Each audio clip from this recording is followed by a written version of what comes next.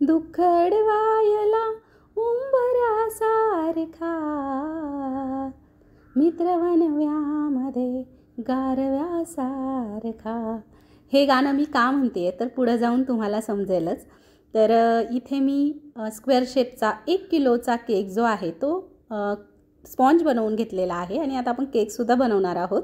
तर 1 किलोच्या केकसाठी साधारणतः 400 ग्रॅम किंवा 2 कप प्रीमिक्स घ्यायचे आणि 8x8 इंचाच्या टीनमध्ये आपण हा बेक करून घेतलेला आहे स्क्वेअर शेपचा। कस्टमरची डिमांड होती की हाच आणि स्क्वेअरच पाहिजे, तर म्हटलं ठीक आहे, पाइनॲपल फ्लेवरचा स्पॉन्ज मी बनवून घेतला आहे। प्रीमिक्स घेतलेला आहे 2 कप आणि त्यामध्ये मी पाइनॲपलचं इमल्शन टाकलेलं आहे आणि इमल्शन टाकल्यामुळे आपल्या केकला टेस्ट कलर दोन्हीही येतं। तर आता याचे 3 लेयर्स करून घेते। थोडा गरम होता, थोडा थंड होऊन दिला तोपर्यंत मी एक दुसरा केक करून घेतला। ऑलरेडी तो तुम्हाला आलेला आहे मागच्या व्हिडिओमध्ये। आणि त्यानंतर आता ह्याला मी सोक करून घेणार आहे।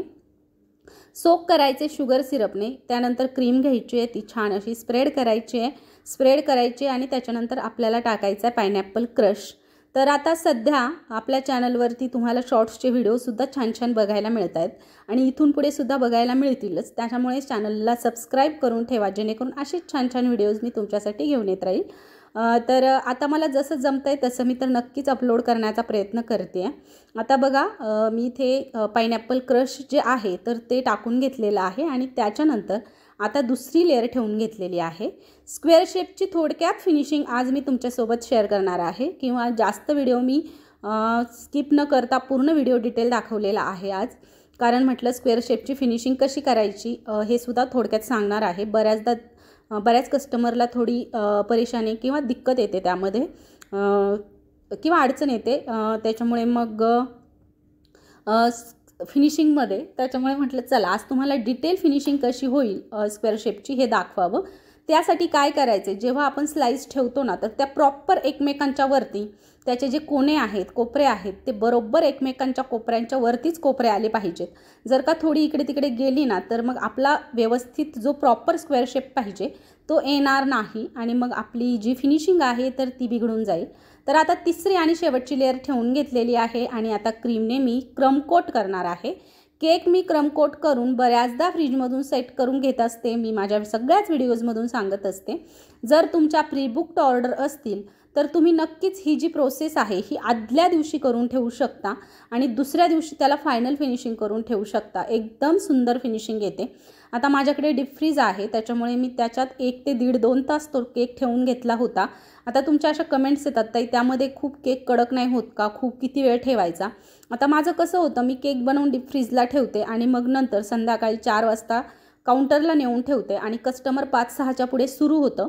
काउंटरला नेऊन ठेवले, अगोदर ते कडकच होतात, काउंटरला नेऊन ठेवले की 2-3 तासात ते सॉफ्ट होतात आणि मग कस्टमर सुरू होतात, त्याच्यामुळे मग ते बरोबर नॉर्मलला येतात पुन्हा। तर आता बघा फिनिशिंग बघून घ्या तुम्ही। अगोदर साईडचे सुद्धा मी कोणे सगळे व्यवस्थित क्रीमने फिल करून घेतलेत आणि थोडीफार कमी क्रीम आहे तर पुन्हा तिथे टाकून घेतले आणि छान असे कॉर्नर्स झालेले आहेत आपल्या केकचे। आता आपल्याला केक ट्रान्सफर करायचा आहे आणि थोड्या वेळासाठी डीप फ्रीजमधून सेट करून घ्यायचं आहे आणि मगच फायनल फिनिशिंग करायचे। फिनिशिंगसुद्धा मी तुम्हाला टोटल दाखवणार आहे। तर आता बघा, इथे केक जो आहे तो आपला पूर्ण सेट झालेला आहे आणि आता आपल्याला फायनल फिनिशिंगसाठी काहीही हरकत नाही, तुम्ही कशीही करू शकता, मग अजिबात अडचण येत नाही। तर आता साईडने पुन्हा एकदा आपल्याला क्रीम लावून घ्यायची आहे। शक्यतो फिनिशिंगला थोडीशी क्रीम लागते जास्त बऱ्याचदा, आणि आतून मग तुम्हाला हवं असेल तर थोडी कमी किंवा जास्त यूज करू शकता। शक्यतो सध्या लोक जास्त क्रीमचे केक खाणं पसंत करत नाहीत, पण काही लोक अपोजिटसुद्धा आहेत की त्यांना क्रीमचेच केक आवडतात। तर आता बघा फिनिशिंग जी आहे, जे स्क्रेपर आहे ते वरच्या साईडला एकदा घ्यायचे आणि मग एकदा आपल्या साईडने ओढायचे, आलं का लक्षात, तुम्ही बघू शकता। तर हे बघा, वरच्या साईडने पुन्हा तुमच्या साईडने घ्यायचे, पुन्हा वरच्या साईडने घ्यायचे आणि छान असे कॉर्नर्स तयार होतात। दोन्हीकडूनही पुन्हा वरच्या साईडने जर का घेतलं ना तर कॉर्नर्स छान आले पाहिजेत। स्क्वेअर शेपच्या केकचं सगळ्यात महत्त्वाची गोष्ट तीच आहे आणि काहीतरी गोष्ट तुम्हाला माझ्या केकमधून शिकायला मिळावी या पद्धतीने मी बऱ्यापैकी विचार करत असते किंवा बरीच माहिती किंवा नॉलेज देण्याचा प्रयत्न करत असते। आणि असो, तर आता स्क्रेपरने मी कोम स्क्रेपर यूज केलेला आहे। त्यानंतर आपल्याला खूप छान अशी डिझाईन केकवरती करायची आहे। तर आता कोम स्क्रेपर कुठे नाही झालं होतं तर तिथे मी करून घेतलं. त्यानंतर घेतलेली आहे येलो पायपिंग जेलची बॅग. आता पायनॅपल केक असल्यामुळे मी येलो पायपिंग केलेलं आहे की ड्रिपिंग केलेलं आहे. आणि त्यानंतर आता आपल्याला पुढची डिझाईन करायची आहे. आता पहिल्यांदा जे गाणं म्हटलं मी ते का बोलले हे सांगणार आहे. केक एक पण नावं अनेक असं म्हणायलाही हरकत नाही आहे, कारण एका केकवरती जवळजवळ 5 मित्रांची नावं टाकलेली आहेत आणि ज्यांची नावं टाकलेली आहेत ती 5ही बेस्ट फ्रेंड्स आहेत. 5ही जणांचा एकाच दिवशी केक होता. तर आता त्यांना चौकोनीच पाहिजे होता आणि सोबर पाहिजे होता. खूप सारी डिझाईन वगैरे नको होती त्याच्यामुळे, आणि कलरिंगमध्ये सुद्धा नको होता, व्हाईटमध्येच ठेवायला सांगितलं होता. स्क्वेअर शेपच हवा आहे. म्हटलं ठीक आहे ठेवते आणि बनवते माझ्या पद्धतीने. तर आता नावं टाकायची म्हटल्यावर मला वरतून जास्ती डिझाईनही करून जमणार नव्हतं, म्हणून मग मी या पद्धतीने छोटं मोदक नोझल घेतलं आहे आणि अशा पद्धतीचे डिझाईन करून घेतले. आणि म्हटलं फारच रिकामा दिसण्यापेक्षा 2 बटरफ्लाईज ठेवून घेऊयात.